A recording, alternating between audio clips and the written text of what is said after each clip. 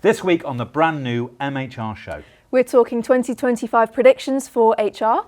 Our 2050 World of Work programme with the Telegraph Media Group. And we'll be looking ahead to the rest of the year and what you can expect from the brand new MHR Show. So let's get started.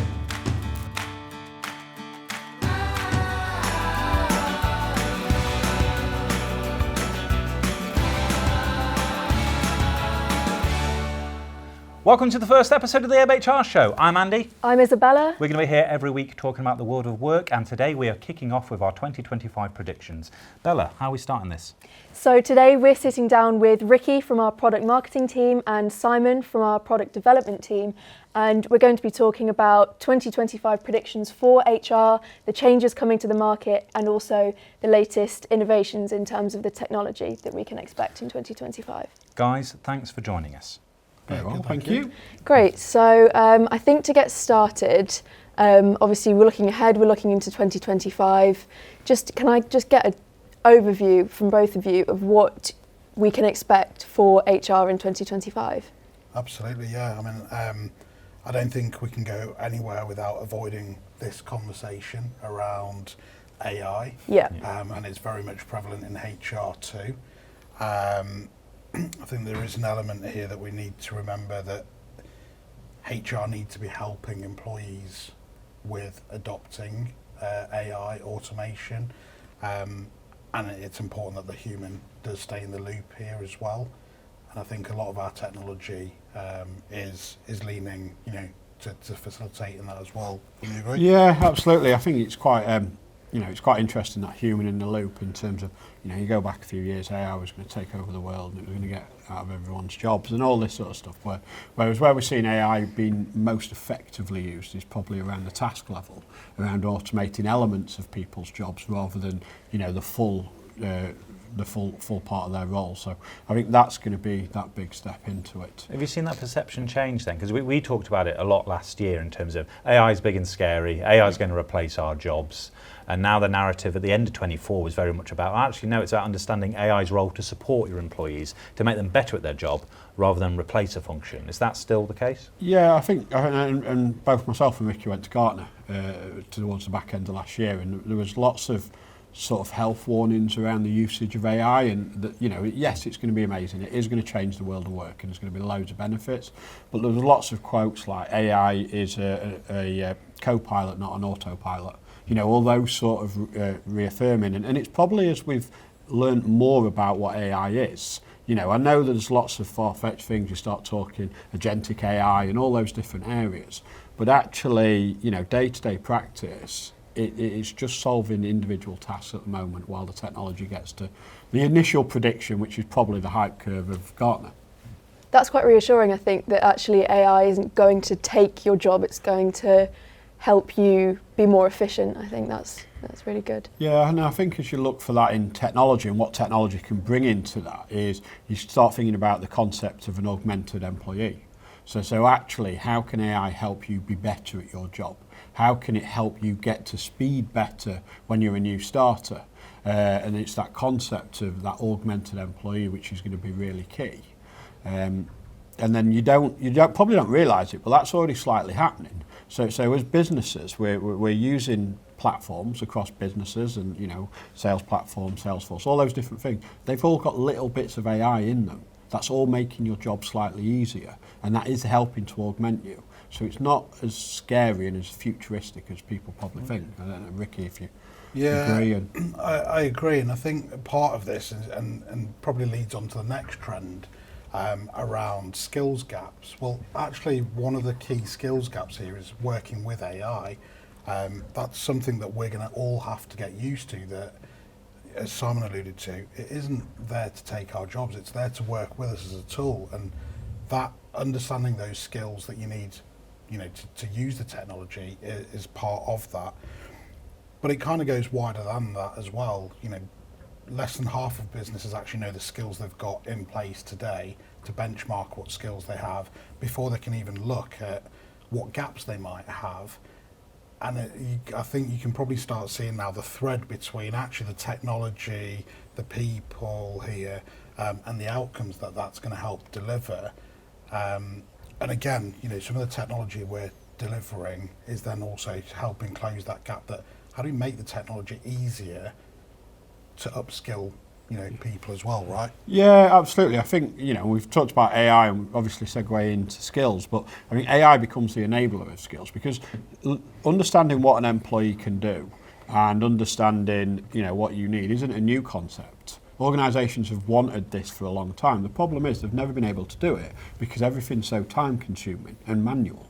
So where the technology comes in, and you take an example that we've got in our platform today, CV parsing.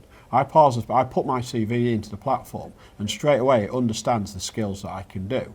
It's reading it, it's interpreting it, and it's capturing those skills. And that's the start of the journey of understanding your capabilities, your employees' capabilities. So technology becomes that enabler to then actually having bigger questions around skills. And, as we go through our employee journey, capturing all the skills, the touch points, rather than someone going, oh, I'm good at this skill, I'll put it into the system. It has to be natural, it has to just happen.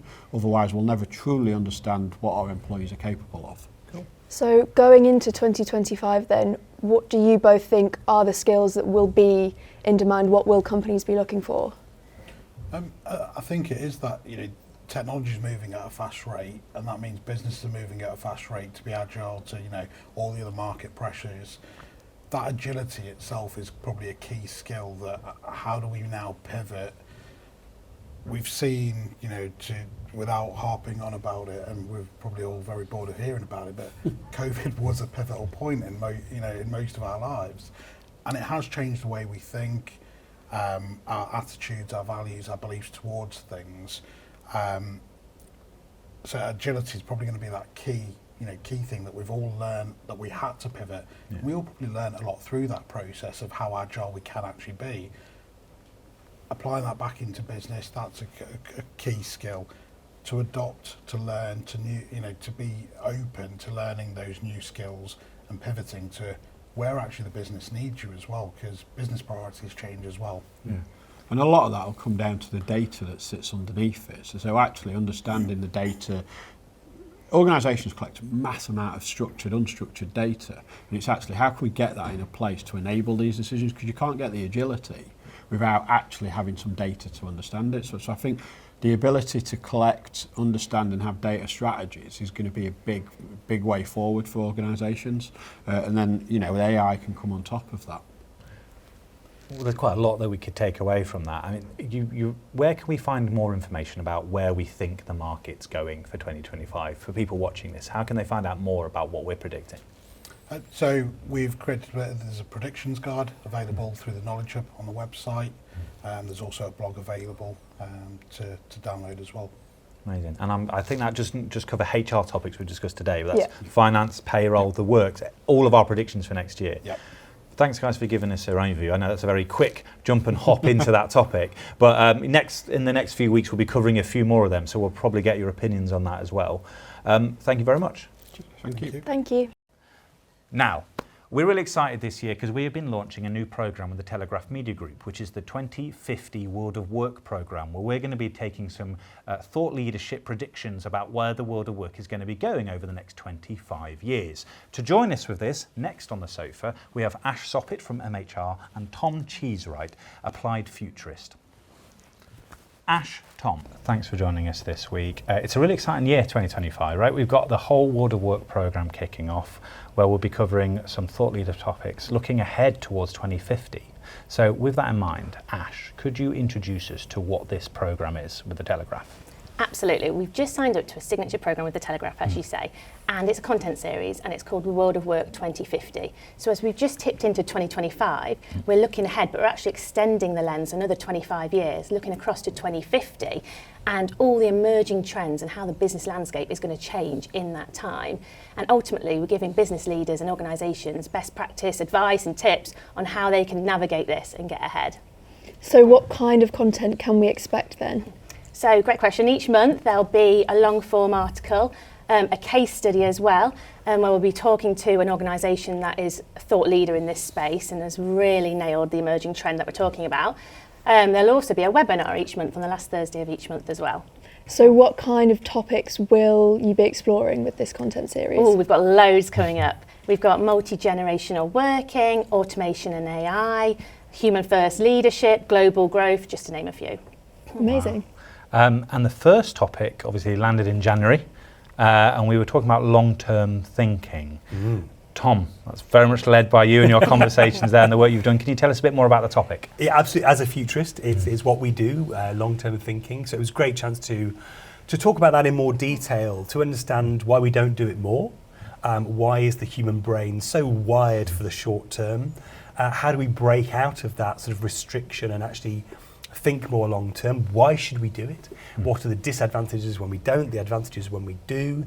And then how do we do it? Like, how do we actually get people thinking long term? Because personally, for obvious reasons, I think it's very important that we do.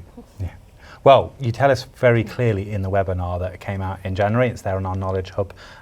So yeah, it's there to listen to. It's a good half an hour conversation with yourself and our Chief Marketing Officer. Is there any part of that or a highlight of that you'd like to talk to us about that we discussed? It's always really interesting taking something that you've gone away and researched and written about and then connecting it back to other people's experience. And I think we did that really well in the webinar. Yeah. It was bringing that theory, bringing that sort of the big picture, the stats, the research, the really eminent people actually we got we quoted in the Telegraph piece, and then bringing it back down to what does that mean for the workplace? Yeah. Does that fit with the trends that you're seeing? Because you're interacting with people facing these challenges day in, day out.